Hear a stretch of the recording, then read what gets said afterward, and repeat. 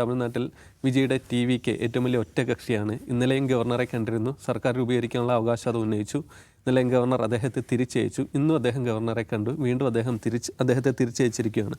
കൂടെയുള്ള 118 MLA-മാരെയും പിന്തുണ കത്ത് ഹാജരാക്കണം എന്നാണ് ഗവർണർ അദ്ദേഹത്തോട് അറിയിച്ചത്. നിലവിൽ ഗവർണർക്ക് മുമ്പിൽ ഇത്തരത്തിൽ ഈ പിന്തുണക്കത്ത് ഹാജരാക്കേണ്ടതില്ലെന്നും സഭയിൽ ആ ഭൂരിപക്ഷം തെളിയിച്ചാൽ മതി എന്നൊരു നിലപാടിലാണ് വിജയുള്ള.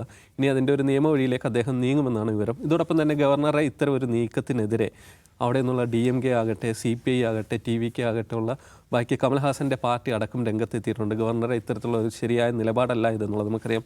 ആ ഗവർണർ ആരാണെന്നും അദ്ദേഹത്തിൻ്റെ ഒരു രാഷ്ട്രീയ താല്പര്യം എന്താണെന്നുള്ളത് നമ്മുടെ മുമ്പിലുള്ളതാണ്. അതോടൊപ്പം തന്നെ തമിഴ്നാട്ടിലെ മറ്റൊരു പ്രധാനപ്പെട്ട കാര്യം AIDMKയും DMKയും ചേർന്ന് സഖ്യമാവുകയും അത്തരത്തിൽ വിജയ് സർക്കാർ രൂപീകരിക്കുന്നതിനെ തടഞ്ഞേക്കും എന്നുള്ള റിപ്പോർട്ടുകൾ കൂടി വന്നിരുന്നു. അതേസമയം സ്റ്റാലിൻ്റെ മറ്റൊരു പ്രസ്താവന കൂടിയിട്ട് എത്തിയിട്ടുണ്ട്. സ്റ്റാലിൻ പറയുന്നത് വരുന്ന 6 മാസത്തേക്ക് ഞങ്ങൾ യാതൊരു വിധത്തിലും വിജയുടെ പാർട്ടിനെ ഉപദ്രവിക്കുന്നതല്ല. അദ്ദേഹം ജനങ്ങൾക്ക് കൊടുത്ത വാഗ്ദാനങ്ങൾ പാലിക്കുന്നുണ്ടോ നോക്കാം. അതോടൊപ്പം തന്നെ DMK തുടങ്ങി വെച്ച പദ്ധതികളെ അദ്ദേഹം വീണ്ടും പൂർത്തീകരിക്കും, മുന്നോട്ട് കൊണ്ടുപോകുന്നുണ്ടെന്നും കൂടി അറിയാം. അതുകൊണ്ട് തന്നെ ഈ 6 മാസത്തിൽ യാതൊരു വിധത്തിലും അദ്ദേഹത്തെ തടസ്സപ്പെടുത്തുന്ന പ്രവർത്തനങ്ങളിലേക്ക് തങ്ങൾ പോകില്ല എന്ന് കൂടിയിട്ട് സ്റ്റാലിൻ പറഞ്ഞു വെക്കുന്നുണ്ട്. ഇതിലേക്കാണ് ജിംസ് ഈ ഗവർണർക്ക് ഇത്തരത്തിൽ സർക്കാർ രൂപീകരിക്കാൻ അവകാശം അത് ഉന്നയിച്ച് വരുമ്പോഴത്തേക്ക് പിന്തുണ കത്ത് ഹാജരാക്കണം 118 വരെ, അതിന് ശേഷം മാത്രം മതി എന്ന് അവകാശപ്പെടാൻ നിയമപരമായി കഴിയുമോ? അതിനെതിരെ ഒരു നിയമ പോരാട്ടത്തിലേക്ക് തന്നെ വിജയ് നീങ്ങുകയാണോ എന്നാണോ ഇന്നത്തെ ഒരു നീക്കം കൂടി കണ്ട് നമ്മൾ സംശയിക്കേണ്ടത്. തമിഴ്നാട്ടിലെ ജനവിധി ഒരു ഹങ് അസംബ്ലിയാണ് ഉണ്ടാക്കിയിട്ടുള്ളത്. അപ്പോൾ ഹങ് അസംബ്ലിയിൽ ഗവർണറുടെ റോള് നിർണായകമാണ്. ആ ഗവർണർ റോള് റീഡിഫൈൻ ചെയ്ത ഒന്നായിരുന്നു SR ബോംബെ കേസ്. എല്ലാവരും ഉദ്ധരിക്കുന്നൊരു കേസാണ്. ഇപ്പോൾ SR ബോംബെ കേസിൽ പറയുന്ന പ്രധാനപ്പെട്ട കാര്യം എന്താണ്? ഗവർണർമാർ അവരുടെ വിവേചനാധികാരം ഉപയോഗിക്കുമ്പോൾ ശ്രദ്ധിക്കേണ്ടത് അവിടുത്തെ ഏറ്റവും കൂടുതൽ സീറ്റുള്ള പാർട്ടിയെ ഗവൺമെൻറ് രൂപീകരിക്കാൻ ക്ഷണിക്കുക. ആ ക്ഷണിക്കുമ്പോൾ അവരോട് നിങ്ങൾ എത്ര പാർട്ടിയുടെ പിന്തുണ, എത്ര MLA-മാരുടെ പിന്തുണയുണ്ട് നിങ്ങൾക്ക് എന്ന് തെളിവ് ചോദിക്കേണ്ട കാര്യമൊന്നുമില്ല. അത് തെളിയിക്കേണ്ടത് ഫ്ലോർ ടെസ്റ്റിലാണ്. ഇതാണ് SR ബോംബെ കേസിൻ്റെ ക്രക്സ് എന്ന് പറയുന്നത്. അപ്പോൾ വിജയ് ഇത്ര MLA-മാർ ഉണ്ട് എന്ന് പറഞ്ഞുകൊണ്ട് അവിടെ ചെല്ലുന്നു, കത്ത് കൊടുക്കുന്നു. അപ്പോൾ 118 MLA-മാരുടെ പിന്തുണയുണ്ടെന്ന് തെളിയിക്കുന്ന ഡോക്യുമെൻ്റായിട്ട് വരാനാണ് പറയുന്നത്. അപ്പോൾ SR ബോംബെ കേസിൻ്റെ അടിസ്ഥാനത്തിൽ ഭരണഘടനാപരമായി ഗവർണർ എന്താണ് ചെയ്യേണ്ടത് എന്നതിൻ്റെ ആ മെസ്സേജിന് നേരെ വിരുദ്ധമായൊരു സമീപനമാണ് ഗവർണർ ആർലേക്കർ സ്വീകരിച്ചിട്ടുള്ളത്. SR ബോംബെ കേസിൻ്റെ പ്രധാനപ്പെട്ട കാര്യം ഇതാണ്. അതായത് ഗവർണർ തൻ്റെ ഡിസ്ക്രിപ്ഷൻ ഉപയോഗിച്ച് മറ്റ് ചില രാഷ്ട്രീയ താല്പര്യങ്ങൾ സ്ഥാപിക്കാൻ ശ്രമിക്കുന്നു എന്നുള്ളതാണ് സംഭവിക്കുന്നത്. അപ്പോൾ ഗവർണർ എന്തുകൊണ്ടാണ് വൈകിക്കുന്നത്? വിജയെ സംബന്ധിച്ച് വിജയ് ഒരു പുതിയ ആളാണ്.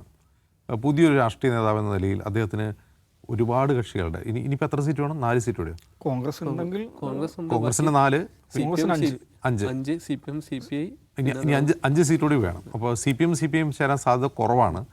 പിന്നെയുള്ളത് PMK അങ്ങനെയുള്ള ചെറുകക്ഷികളുടെ VCK പോലുള്ള ചെറുകക്ഷികളെ ആശ്രയിക്കണം. AIDMK-യുമായിട്ടുള്ള ഒരു സാധ്യത ഇല്ല എന്ന് തന്നെ പറയുന്നു. അതിനിടയ്ക്ക് AIDMK-യിൽ നിന്ന് ഒരു വിഭാഗം MLA-മാർ വിജയെ പിന്തുണയ്ക്കാൻ വേണ്ടി ഇറങ്ങി പുറപ്പെടുമെന്നും കേൾക്കും, നമുക്കറിയില്ല. അപ്പോൾ കോൺഗ്രസ് സപ്പോർട്ട് ചെയ്ത സ്ഥിതിക്ക് ഇനി AIDMK-യുമായിട്ടൊരു കൂട്ട് TVക്ക് അസാധ്യമാണ്. അപ്പോൾ ചെറിയ കക്ഷികളുടെ പിന്തുണ ആർജിക്കാൻ ഇതിന് സമയം വേണം എന്ന് മാത്രമല്ല അതിന് വിജയ്ക്ക് അത്ര സ്കില്ലുണ്ടാവുമെന്ന് അറിയില്ല, വളരെ പെട്ടെന്ന് അത്രയും പിന്തുണ നേടാനുള്ളത്. അപ്പോൾ ഇതിങ്ങനെ അങ്ങ് പോട്ടെ, കുറച്ച് കഴിഞ്ഞിട്ട് വേണ്ടി പ്രസിഡൻഷ്യൽ റൂൾ കൊണ്ടുവന്നേക്കാമെന്ന് ഗവർണർ ചിന്തിക്കുന്നുള്ളൂ, നമുക്കറിയില്ല. BJP സാധാരണ അങ്ങനെ പല അടവുകളും പയറ്റാറുണ്ട്. ഇനി MLA-മാരുടെ പിന്തുണ ഇല്ലാതിരുന്നിട്ട് കൂടി BJP സഖ്യത്തെയൊക്കെ സർക്കാർ രൂപീകരിക്കാൻ ക്ഷണിച്ചിട്ടുള്ള ധാരാളം ഉദാഹരണങ്ങൾ ഉണ്ട്. കഴിഞ്ഞ 10 വർഷത്തിൽ നമ്മൾ കണ്ടിട്ടുള്ളതാണ്. ഇവിടെ ആർലേക്കർ ഇറങ്ങി കളിക്കുകയാണ്. ഒരു അനിശ്ചിതാവസ്ഥ സൃഷ്ടിക്കുക, അതിൽ നിന്ന് എന്തെങ്കിലും നേട്ടം ഉണ്ടാക്കാൻ കഴിയുമോ? ഇലക്ട്രലി ഒരു നേട്ടവും BJP കഴിഞ്ഞ അടുപ്പിലില്ല, നമുക്കറിയാം. ഒരു സീറ്റാണ്, ഊട്ടിയിലെ മറ്റൊരു സീറ്റാണ് ആ കിട്ടിയിട്ടുള്ളത്. അപ്പോൾ AIDMK അവിടെ ഒരു പ്രധാനപ്പെട്ട പ്ലെയറായി മാറുന്നു. അല്ല, AIDMK-ക്ക് എന്തെങ്കിലും പ്രാമുഖ്യം കിട്ടുന്ന രീതിയിലേക്ക് ഇത് വൈകിപ്പിക്കുകയാണോ? അല്ല അതിലൂടെ BJP-ക്ക് എന്തെങ്കിലും എൻട്രൻസ് ഉണ്ടാക്കി കൊടുക്കുകയാണോ? ഇത് എന്താണോ അദ്ദേഹത്തിൻ്റെ മാൻഡേറ്റ്, ഒരു ഗവർണർ എന്നതിൽ അദ്ദേഹത്തിൻ്റെ മാൻഡേറ്റ്. നമ്മൾ ധാരാളം ഗവർണർമാർ കഴിഞ്ഞ 10-12 വർഷമായിട്ട് കണ്ടു. ആ ഗവർണർമാർ എന്തൊക്കെയാണ് ചെയ്തത്? മുമ്പ് മഹാരാഷ്ട്രയിൽ മഹാവികാസ് അഘാഡിക്കെതിരെ അവിടെ എന്ത് പുരോഹിതാണ്, ഒരു പുരോഹിത് ഗവർണർ ഉണ്ടായിരുന്നു, അദ്ദേഹം ചെയ്തത് ഇത് തന്നെയാണ്. അപ്പോൾ അതിൻ്റെ ഒരു വേറൊരു നാടകമാണ് ഇപ്പോൾ നമ്മൾ തമിഴ്നാട്ടിൽ കാണുന്നത്. വിജയ്ക്ക് അത് മറികടക്കാൻ കഴിയുമോ എന്നുള്ളത് വളരെ പ്രധാനമാണ്. വിജയെ സംബന്ധിച്ച് എക്സ്പീരിയൻസ്ഡുള്ള അനുഭവ സമ്പത്തുള്ള പാർട്ടികളും നേതാക്കളുമായിട്ടുള്ള അടുപ്പം ഈ ഘട്ടത്തിൽ വളരെ നിർണായകമാണ്. അത് കോൺഗ്രസിൻ്റെ ഭാഗത്ത് അത് കിട്ടിയിട്ടുണ്ട്. കോൺഗ്രസ് ദേശീയ നേതൃത്വത്തിൻ്റെ കൂടി ആ സപ്പോർട്ട് അദ്ദേഹത്തിന് അതിനാവശ്യമാണ്. നമ്മളിപ്പോൾ വിജയ് വളരെ കരിസ്മാറ്റിക്കായിട്ട് ഇങ്ങനെ ഉയർന്നു വരുമ്പോൾ അദ്ദേഹം വളരെ അനുഭവ സമ്പത്തുള്ള രാഷ്ട്രീയമായി വളരെ ധിഷ്ണയുള്ള ഒരാളായിട്ട് നമ്മൾ കാണുകയും ചെയ്യരുത്. അദ്ദേഹത്തിന് അങ്ങനെയുള്ള അനുഭവ സമ്പത്തില്ല. അദ്ദേഹത്തിൻ്റെ പ്രായം കൂടി നമ്മൾ നോക്കണം. അങ്ങനെ രാഷ്ട്രീയമായ അനുഭവ സമ്പത്തില്ലാത്ത ആളാണ്. അപ്പോൾ ഇത്തരം ക്രൈസിസ് മാനേജ് ചെയ്യാൻ അദ്ദേഹത്തിന് എത്രമാത്രം സാധിക്കും, അദ്ദേഹത്തിൻ്റെ പാർട്ടിക്ക്, അദ്ദേഹത്തിൻ്റെ ആ സംവിധാനത്തിന് സാധിക്കുമെന്നുള്ളതും സംശയകരമാണ്. ഈ ഘട്ടത്തിൽ അദ്ദേഹത്തിന് പരിചയസമ്പത്തുള്ള രാഷ്ട്രീയ പാർട്ടികളുടെ പിന്തുണ ആവശ്യമാണ്. സ്ട്രാറ്റജി ഉപദേശിക്കാനാണെങ്കിലും ഈ ക്രൈസിസ് മറികടക്കാനാണെങ്കിലും. അത് കോൺഗ്രസ് അവരെ സഹായിക്കുമോ? ലീഗ് വരില്ല എന്ന് പറഞ്ഞിട്ടുണ്ട്, ലീഗ് DMK വിട്ട് വരില്ല എന്ന് പറഞ്ഞിട്ടുണ്ട്. കോൺഗ്രസ് നേതൃത്വം അതിനുവേണ്ടി ഇറങ്ങി പുറപ്പെടുമോ എന്നൊക്കെ നോക്കേണ്ടതാണ്. ഈ ഘട്ടത്തിൽ ഞാൻ വേറൊരു തമാശ കൂടി ഓർക്കുകയാണ്. തമിഴ്നാട്ടിൽ KC വേണുഗോപാലിൻ്റെ സാന്നിധ്യം വളരെ ആവശ്യമുള്ളൊരു ഘട്ടം കൂടിയാണിത്. പക്ഷേ KC യുടെ മുഖ്യമന്ത്രിയാകാൻ ശ്രമിക്കുക എന്നുള്ളത് മറ്റൊരു കാര്യം. ദാസേബ്, ഇതിൽ സ്റ്റാലിൻ്റെ ഒരു സ്റ്റാൻഡുണ്ട്. ഇപ്പോൾ ADMK ഇത്തരത്തിലുള്ളൊരു സഖ്യത്തിൻ്റെ സാധ്യതകൾ മുന്നോട്ട് വെക്കുന്നു എന്നുള്ള റിപ്പോർട്ടുകൾ വരുമ്പോഴും സ്റ്റാലിൻ പറയുന്നത് 6 മാസത്തേക്ക് വിജയ് സർക്കാർ ഉണ്ടാക്കിയിട്ട് ഭരിക്കട്ടെ, അതിനുശേഷം നമുക്ക് നോക്കാമെന്നുള്ളതാണ്. ശരിക്കും അത്തരം ഒരു അഭിനന്ദനാർഹമായ ഒരു സ്റ്റാൻഡല്ലേ സ്റ്റാലിൻ മുന്നോട്ട് വെച്ചത് പോലും? സ്റ്റാലിൻ എടുത്ത പൊസിഷൻ ശരിക്കും എന്താണ് ആശ്ചര്യകരവും അത്ഭുതകരമായിട്ടുള്ളതാണ്. കാരണം വളരെ ADMK ആണ് ഈ പ്രപ്പോസൽ മുന്നോട്ട് വെക്കുന്നത്, നമുക്ക് ഒന്നിച്ച് ഭരിക്കാം എന്ന് പറഞ്ഞാൽ. രണ്ടും ദ്രാവിഡ പാർട്ടികളാണ്, ആശയത്തിലൊരു എതിർപ്പുമില്ല. നമുക്ക് ആ ടാലി ഒന്ന് ശ്രദ്ധിക്കണം കേട്ടോ. ADMK DMK സഖ്യത്തിൽ 73 അവരുടെ ടാലി, ADMK സഖ്യത്തിൽ 53, രണ്ടും കൂടെ കൂട്ടിയാൽ 126 ആവും. അതിൽ BJP ഒന്നേ ഉള്ളൂ. ആ മൈനസ് ചെയ്താൽ 125. വളരെ കംഫർട്ടബിളായിട്ട് ഭരിക്കാവുന്ന ഒരു ടാലിയാണത്. അപ്പോൾ അതിനകത്ത് ഇപ്പോൾ DMK സഖ്യത്തിൽ ആർക്കും അതിൽ വിയോജിപ്പുണ്ടാകാൻ ഇടയില്ല. കാരണം മുസ്ലിം ലീഗ് DMKയുടെ കൂടെ നിൽക്കുമെന്നാണ് പറഞ്ഞത്, അല്ലാതെ DMK ഇറങ്ങി പോകില്ല എന്ന കാര്യത്തിലാണ് അവർ പൊസിഷൻ എടുത്തിരിക്കുന്നത്.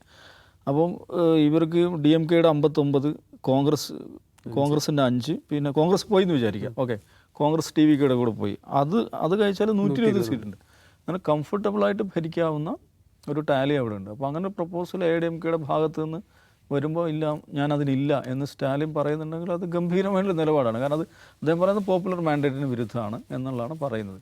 ഇനി അതല്ല, ഇങ്ങനെ സഖ്യം വന്നാൽ തന്നെ എനിക്ക് മുഖ്യമന്ത്രിയാകാൻ പറ്റില്ല എന്നതുകൊണ്ടാണോ എന്ന് ട്രോളുന്ന ആളുകളുണ്ട്.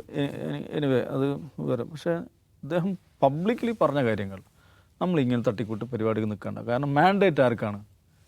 ഇങ്ങനെ വിജയിക്കാണ്, TVKക്കാണ്. അവർ ഭരിക്കട്ടെ. പിന്നെ 6 മാസം ഞാനൊരു ബുദ്ധിമുട്ടുണ്ടാക്കാൻ പോകുന്നില്ല. ബുദ്ധിമുട്ടുണ്ടാക്കാൻ വിചാരിച്ചാൽ ഉണ്ടാക്കാൻ സാധിക്കുന്ന പാർട്ടിയാണ് DMK. അപ്പോൾ അതാണ് ഒരു സംഗതി. എന്താണ് നമ്മളെ സംബന്ധിച്ച് അത്ഭുതപ്പെടുത്തുന്ന, അല്ലെങ്കിൽ സല്യൂട്ട് ചെയ്യണം എന്ന് തോന്നുന്ന ഒരു നിലപാട്. വേറെ സംഗതിയുണ്ട്. ഈ ഗവർണർ എടുക്കുന്ന നിലപാടുകളുണ്ടല്ലോ, അതിനെ എതിർക്കുന്നത് ആരാണ്?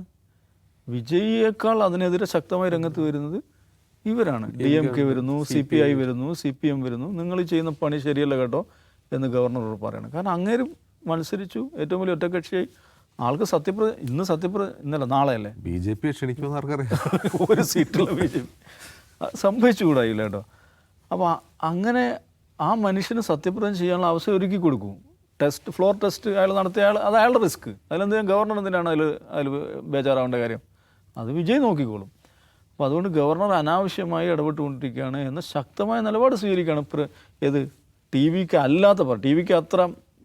അത്ര സ്ട്രോങ് ആയിട്ട് ഇതിൽ പ്രസ്ഥാനം നടത്തിയിട്ടില്ല. ഇപ്പുറത്തു നിന്നാണ് വരുന്നത്. അതും ഒരു മികച്ച രാഷ്ട്രീയ മാതൃകയാണ്. ഇവിടുത്തെ പോപ്പുലർ മാൻഡേറ്റിനെ മനസ്സിലാകാതെ ഈ ഗവർണർ സ്വന്തം നിലക്ക് തീരുമാനം എടുക്കുന്നത് ശരിയല്ല. തമിഴ്നാട്ടിലെ ഈ ദ്രാവിഡ പൊളിറ്റിക്കൽ പാർട്ടീസ് അവർ കാലങ്ങളായി എടുത്തുകൊണ്ടിരിക്കുന്ന ഒരു പൊസിഷനാണ് ഗവർണറുടെ അധികാരവുമായി ബന്ധപ്പെട്ട്. അപ്പോൾ ആ നിലക്ക് നോക്കുമ്പോൾ അതിലും ഞാൻ പറയുന്നു രാജ്യത്തെങ്ങുമുള്ള രാഷ്ട്രീയ പാർട്ടികൾക്ക് മാതൃകയുണ്ട്.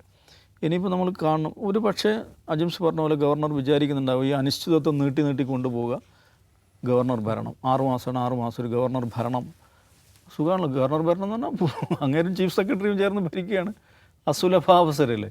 അങ്ങനെ ഒരു അസുലഭാവസരത്തിന് വേണ്ടി കാത്തു നിൽക്കുകയാണോ? അല്ലെങ്കിൽ BJPക്ക് കുറച്ചും കൂടെ BJP ADMK സഖ്യത്തിന് കുറച്ചും കൂടെ നന്നായി പെർഫോം ചെയ്യാൻ പറ്റുന്ന ഒരു സെനാരിയോ സെറ്റ് ചെയ്ത് വീണ്ടും ഒരു തെരഞ്ഞെടുപ്പിലേക്ക് തമിഴ്നാടിനെ കൊണ്ടുപോകാനാണോ? എന്താണ് പദ്ധതി എന്നറിയില്ല. പക്ഷേ എനിക്ക് തോന്നുന്നു അത്ര എളുപ്പമാവില്ല. ഈ നേരത്തെ പറഞ്ഞ പോലെ ജനങ്ങളെന്ന് പറയുന്നത് വളരെ പ്രധാനമാണ്. ഈ TVKയുടെ വിജയം കാണിക്കുന്നത് എന്താണ്? നമ്മളുടെ കാഴ്ചപ്പാടുകൾക്കും പരിഗണനകൾക്കും അപ്പുറത്തുള്ള ജനവികാരം എന്ന് പറയുന്നൊരു സംഗതി ഉണ്ട്.